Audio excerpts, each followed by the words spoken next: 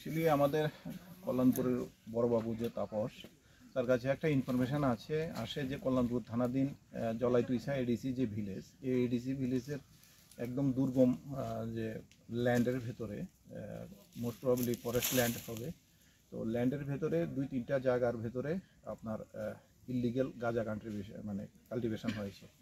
তো তখন ওই ইনফরমেশনের মূলে সে আমার কাছে শেয়ার করে, আমাদের এসপি সাহেবের কাছেও ইনফরমেশনটা শেয়ার করে। তারপরে এসপি সাহেবের কাছে আমরা পর্যাপ্ত পরিমাণ সিআরপিএফ এবং টিএসআর দেওয়ার জন্য বলি। তো আজকে সকালবেলা আমরা 8:30-9টার দিকে আমরা এই অভিযানের জন্য 140 battalion CRPF plus 6 battalion TSR, কল্যাণপুরের ওসি এবং কল্যাণপুরের বাকি অফিসাররা সহ আমরা সবাই আজকে এখানে এডিসি ভিলেজ জালাইতুইসা যে এডিসি ভিলেজের রামকান্তপাড়া উত্তরপাড়া রামকান্তপাড়ার ভেতরে জঙ্গলের ভেতরে যাই, গিয়ে আমরা একদিকে আমরা 3টা প্লটের ভেতরে প্রায় আমরা 4,000-4,500-এর মতো ম্যাচিউরড গাঁজা গাছ দেখতে পাই। তো সাথে সাথে এইগুলি আমরা ডিস্ট্রাকশন করি। তার পাশাপাশি আমরা আরেকটা স্পটেই অপোজিট, ঠিক রাস্তার অপোজিট ডাইরেকশনে আরেকটা লুঙ্গার ভেতরেও এরকম আমাদের কাছে ইনফরমেশান ছিল।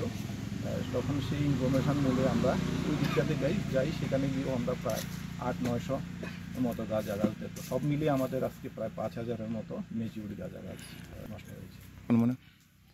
এখন বাজার মূল্য তো আপনার অ্যাকচুয়ালি একটা গাঁজা গাছের ভিতরে আমরা যে ম্যাচিউরড গাছ দেখি বা আমাদের অতীতের অভিজ্ঞতা থেকে প্রায় 200-250 গ্রামের মতো আপনার গাঁজা হয়ে যায়। তো সেই দিক থেকে দেখলে প্রায় এটা 1000 কেজির উপরে গাঁজা হয়ে যাবে।